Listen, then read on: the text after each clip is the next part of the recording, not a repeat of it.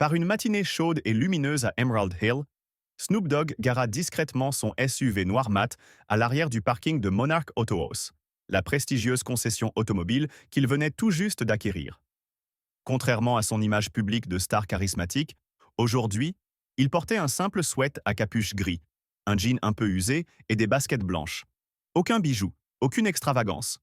Juste un homme parmi tant d'autres. Son objectif était clair: voir la vérité nue derrière les vitrines impeccables.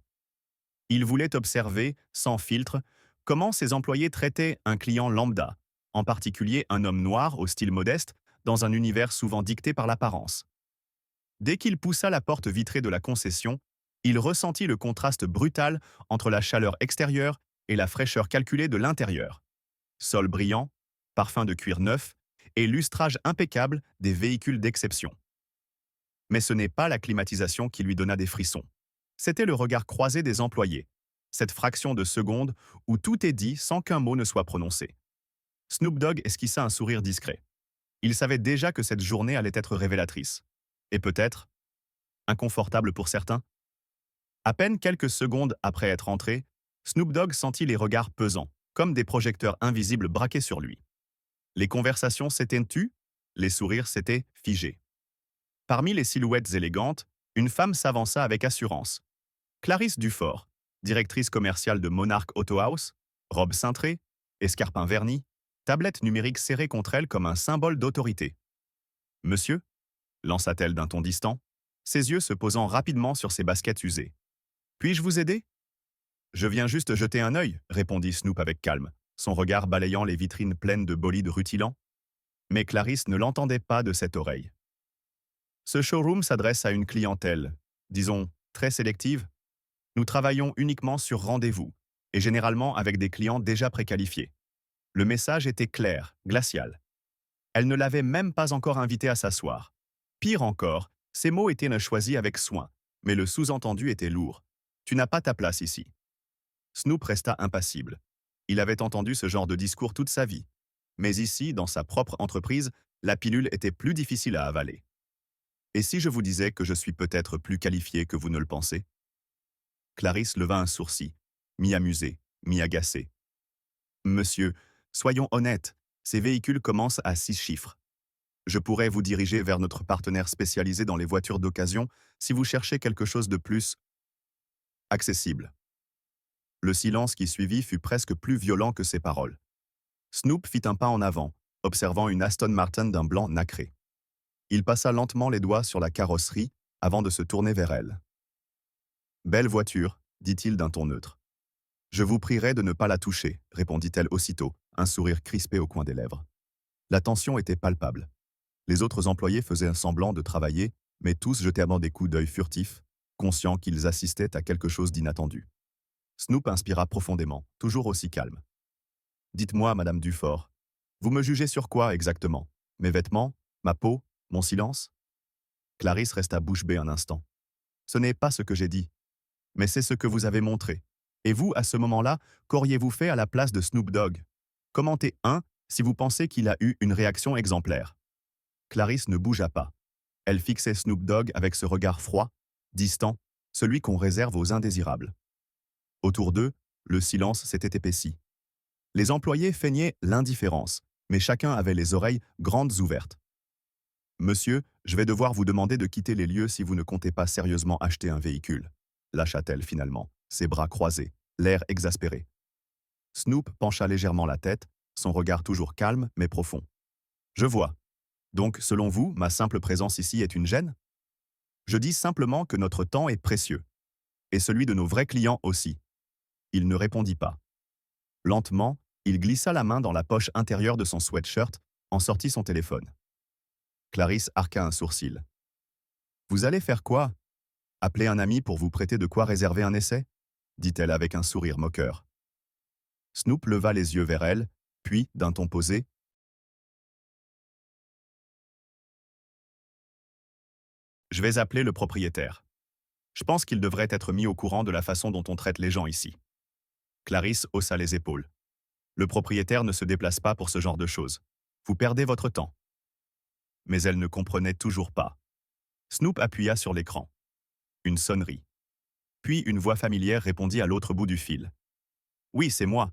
Je suis à la concession. On a un petit souci. Est-ce que tu peux passer maintenant? Il raccrocha puis rangea tranquillement le téléphone. Clarisse le regardait, un peu perplexe. Quelque chose dans son ton, dans son calme absolu, commençait à semer le doute. Qui avez-vous appelé? Demanda-t-elle, soudainement moins sûre. Tu verras bien, répondit-il simplement, avant de s'adosser contre une vitrine et de croiser les bras. Le silence revint. Cette fois, il n'était plus pesant, il était menaçant.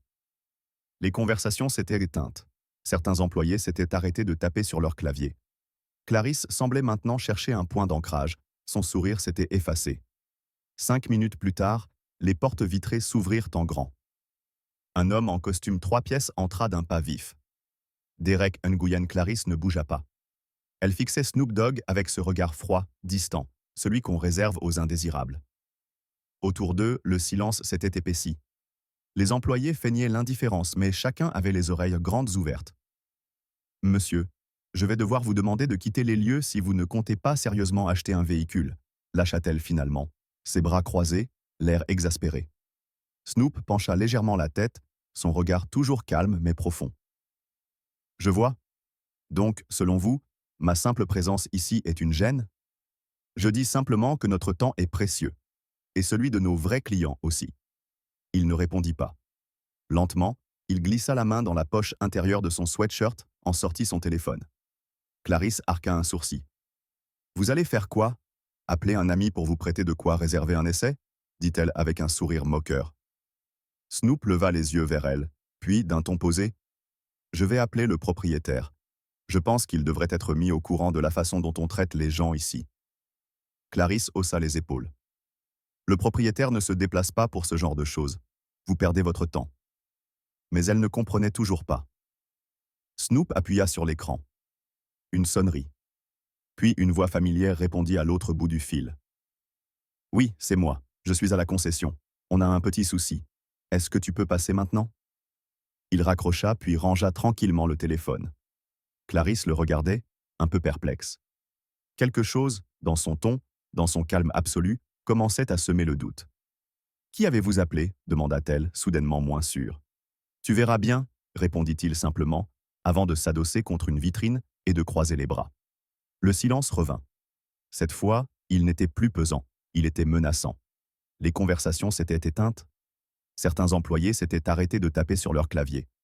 Clarisse semblait maintenant chercher un point d'ancrage. Son sourire s'était effacé. 5 minutes plus tard, les portes vitrées s'ouvrirent en grand. Un homme en costume 3 pièces entra d'un pas vif. Derek Nguyen. L'atmosphère dans le showroom était devenue irrespirable. Les murmures s'étaient tus, remplacés par une tension sourde, presque étouffante. Clarisse restait figée, les traits tendus, comme si elle venait de se réveiller d'un cauchemar, sauf qu'elle était encore en plein dedans. Snoop Dogg brisa le silence d'un ton posé, mais chargé de fermeté. « Derek, pourrais-tu rassembler toute l'équipe dans la salle de conférence? On a manifestement des choses importantes à discuter. » Derek hocha la tête sans hésiter. Il savait ce qui allait suivre. Quelques minutes plus tard, la grande salle vitrée du 2e étage s'emplissait peu à peu. Les employés, encore en état de choc, chuchotaient en s'installant. Certains jetèrent des coups d'œil nerveux à Clarisse, qui avait pris place au fond de la salle, raide comme une statue. Snoop entra le dernier. Il ne portait pas de costume. Toujours en sweat et jean, mais cette fois, personne n'osait plus le juger sur son apparence. Il s'arrêta à l'extrémité de la table, se redressa et posa ses mains sur le bois froid. Son regard balaya la pièce avec lenteur. « Merci à tous d'être venus si rapidement. Comme vous le savez maintenant, je suis Snoop Dogg et je suis le nouveau propriétaire de Monarch Auto House. » Un frisson parcourut la salle. Même ceux qui le soupçonnaient n'avaient pas osé y croire jusqu'à ce moment. « Aujourd'hui, je suis venu ici en toute simplicité. Pas en tant que célébrité, pas en tant qu'homme d'affaires, mais en tant qu'être humain. Et ce que j'ai vécu m'a glacé. » Il marqua une pause. Les regards se posèrent sur Clarisse, dont la gorge semblait se nouer davantage à chaque mot. « Je n'ai pas été accueilli, je n'ai pas été écouté, j'ai été jugé, catalogué. On a supposé que je n'avais pas les moyens, pas la classe pour acheter une voiture ici. Pourquoi? À cause de mes vêtements? De ma peau? De mon silence? Aucun bruit. Rien que les battements sourds des cœurs dans une pièce trop silencieuse. Snoop tourna la tête vers Clarisse, sans élever la voix. Madame Dufort, j'aimerais vous entendre. Ce que vous m'avez dit tout à l'heure, vous le diriez à n'importe qui dans la même situation? Clarisse déglutit. Son visage, d'ordinaire si assuré, semblait maintenant perdu, vide. Je... J'ai fait une erreur. Je ne savais pas qui vous étiez. Et si je n'avais pas été quelqu'un, coupa Snoop doucement, aurais-je eu droit à moins de respect? Clarisse baissa les yeux. Les mots ne venaient plus. C'est bien ça le problème, reprit-il, se tournant à nouveau vers l'Assemblée. Le respect ne devrait jamais dépendre d'un nom, d'un costume ou d'un compte bancaire. Le respect est un droit, pas un privilège. Lentement, les têtes acquiescèrent. Même Derek, debout près de la porte, affichait une expression grave. Ce n'est pas un règlement de compte, conclut Snoop. C'est un tournant. Aujourd'hui, je ne viens pas pour sanctionner, mais pour faire réfléchir. Ce qu'on construit ici ne sera pas seulement une vitrine de luxe, mais un lieu où chacun, client ou collaborateur, est traité avec dignité. Et cela commence maintenant. Il se redressa. Le silence restait, mais il avait changé de nature. Il n'était plus pesant. Il était chargé d'une conscience nouvelle. Une graine venait d'être plantée. Clarisse, les yeux brillants, murmura à peine audible « Je suis prête à changer ». Mais Snoop savait. Les mots ne suffiraient non plus. Il fallait désormais des actes. L'air était devenu plus dense que jamais dans la salle de conférence. Personne n'osait remuer. Même les chaises semblaient trop bruyantes pour être déplacées. Snoop Dogg resta immobile, les mains croisées derrière le dos. Il observait chacun de ses employés non pas comme un patron, mais comme un homme qui venait de comprendre ce que cachait la façade brillante d'un établissement censé incarner l'excellence. « Vous savez, dit-il enfin, brisant le silence d'une voix posée, je n'ai pas acheté Monarch Auto House seulement pour agrandir mon empire. J'ai acheté ce lieu parce que je croyais à son potentiel et à celui des gens qui le font vivre chaque jour. » Il jeta un regard appuyé à Clarisse, qui, bien qu'assise, semblait s'être rapetissée d'au moins 20 centimètres. Mais aujourd'hui, je me rends compte que le luxe peut masquer bien des laideurs, des préjugés, des jugements hâtifs, des regards qui tranchent sans jamais écouter. Un des vendeurs au fond de la salle détourna les yeux, visiblement mal à l'aise. « Ce que j'ai vécu ici en 1 heure, poursuivit Snoop, c'est ce que des milliers de personnes vivent de chaque jour, refusées, écartées, méprisées. Pas à cause de leurs compétences ou de leurs intentions, mais parce qu'elles ne rentrent pas dans une case. » Il marqua une pause. Puis il déclara d'un ton plus ferme « À partir d'aujourd'hui, Monarch Auto House change. Ce ne sera pas une simple vitrine de voitures brillantes, mais une vitrine de respect, d'inclusion, de responsabilité. » Des regards se croisèrent. Certains semblaient soulagés. D'autres, inquiets.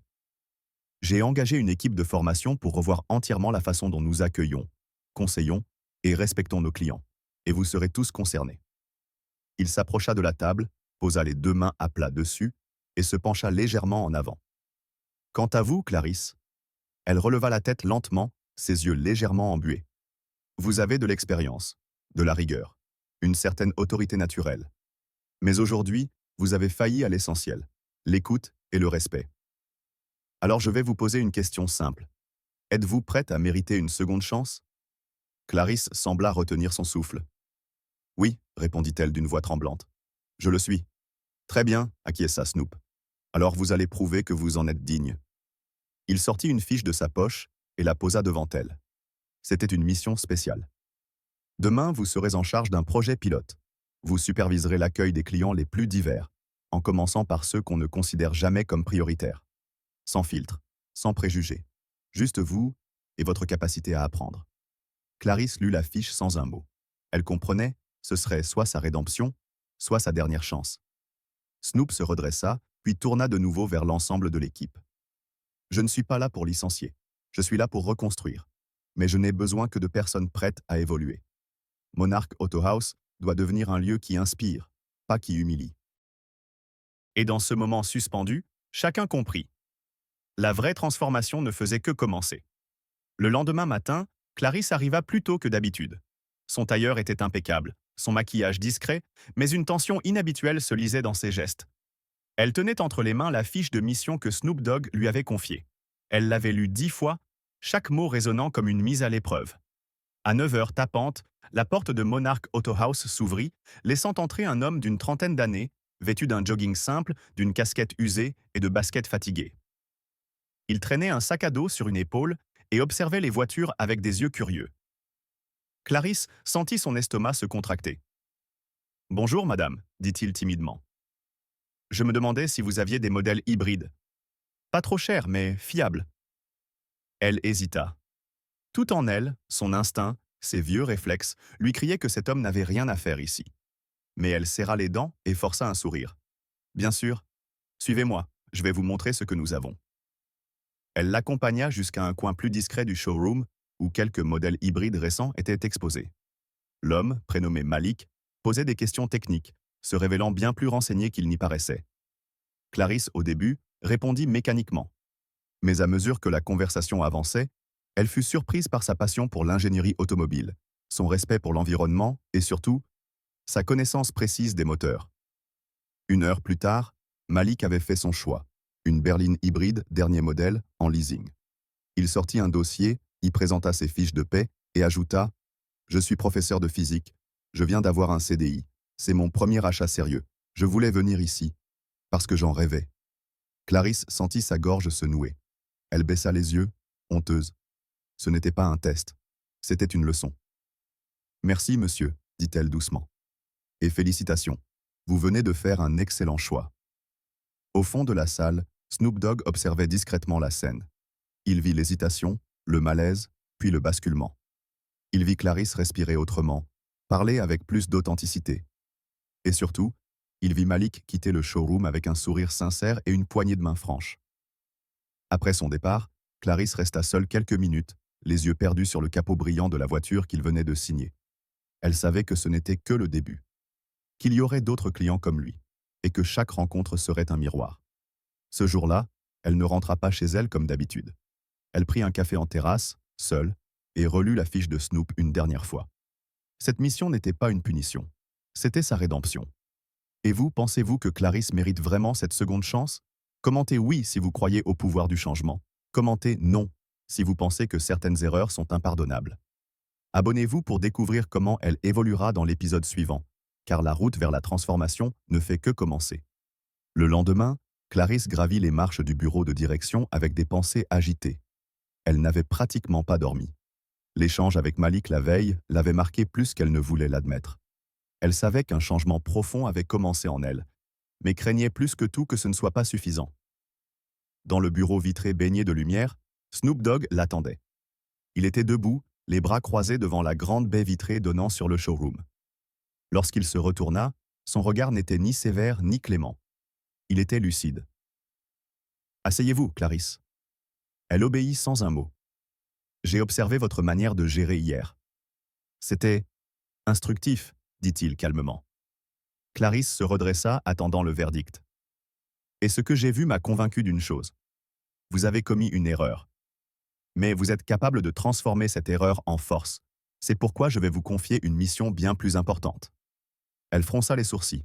« À partir de la semaine prochaine, vous dirigerez le nouveau programme de formation interne de Monarch Auto House. Vous serez en charge de rééduquer les anciens et de former les nouveaux. Vous deviendrez le visage du changement ici. » Le silence s'abattit dans la pièce. « Moi ? Oui, vous. » Sa voix était calme mais ne souffrait aucun doute. Parce que qui mieux que vous peut parler des erreurs, des leçons tirées et de la reconstruction? Clarisse sentit son cœur se serrer. Une partie d'elle se sentit honorée. Une autre trahie par sa propre histoire. « Vous n'avez pas peur que les autres n'acceptent pas? Que les collègues me voient comme une imposture? » « Ils le feront, répondit Snoop sans détour. Mais ce que vous faites ensuite, ce que vous montrez par vos actes, c'est ce qui changera leur regard. » Il marqua une pause, puis ajouta « Vous serez critiqué, observé, peut-être même testé. Mais c'est le prix à payer quand on veut incarner quelque chose de vrai. » Clarisse regarda ses mains. Elles tremblaient légèrement. « Et si j'échoue? Alors vous apprendrez. Mais si vous fuyez, vous redevenez celle d'hier. Et je ne pense pas que ce soit encore vous. » Elle inspira profondément. Une partie d'elle voulait refuser. Rester dans l'ombre, loin des jugements. Mais une autre, plus forte, plus honnête, savait que c'était là l'occasion unique de faire plus que réparer une faute. Changer une culture. « J'accepte, dit-elle enfin. » Snoop hocha lentement la tête. Bien. Vous commencerez par une présentation devant toute l'équipe, lundi matin. D'ici là, préparez votre message. Pas de jargon, juste la vérité. Alors qu'elle quittait le bureau, Clarisse croisa plusieurs collègues dans le couloir. Certains détournèrent le regard, d'autres murmurèrent à voix basse. Mais elle ne broncha pas. Chaque pas était une lutte contre elle-même, car désormais, elle ne portait plus seulement son nom. Elle portait un symbole. Et tous allaient la regarder, pour voir si elle allait tomber ou tenir. Lundi matin, la salle de conférence, habituellement calme à 7 heures, était pleine à craquer.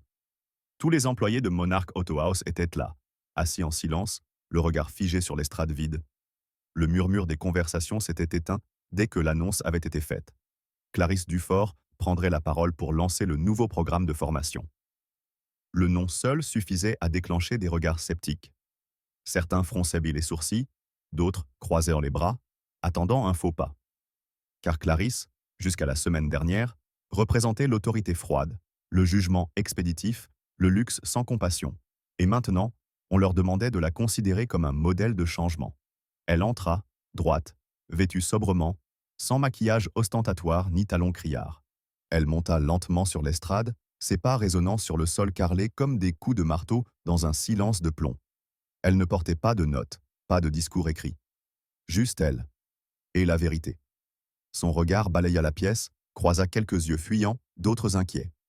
Puis, elle prit la parole. Je ne vais pas commencer par vous dire ce que vous devez changer. Je vais commencer par vous dire ce que moi, j'ai refusé de voir. Sa voix était ferme, mais pas dure. Elle tremblait à peine. Pendant des années, j'ai cru que l'efficacité suffisait, que sourire quand il le fallait et vendre à ceux qui ressemblent à nos clients idéaux, c'était remplir ma mission. Je pensais que la réussite se mesurait en chiffres. Et j'avais tort. Un murmure parcourut la salle. Clarisse poursuivit, le regard planté droit devant elle. La semaine dernière, j'ai manqué de respect à un homme. Pas parce qu'il était désagréable, pas parce qu'il ne comprenait pas nos voitures, mais parce qu'il ne rentrait pas dans mon moule. Ce jour-là, j'ai vu mon reflet à travers ses yeux, et je n'ai pas aimé ce que j'ai vu. Elle s'arrêta un instant, le silence devenant pesant.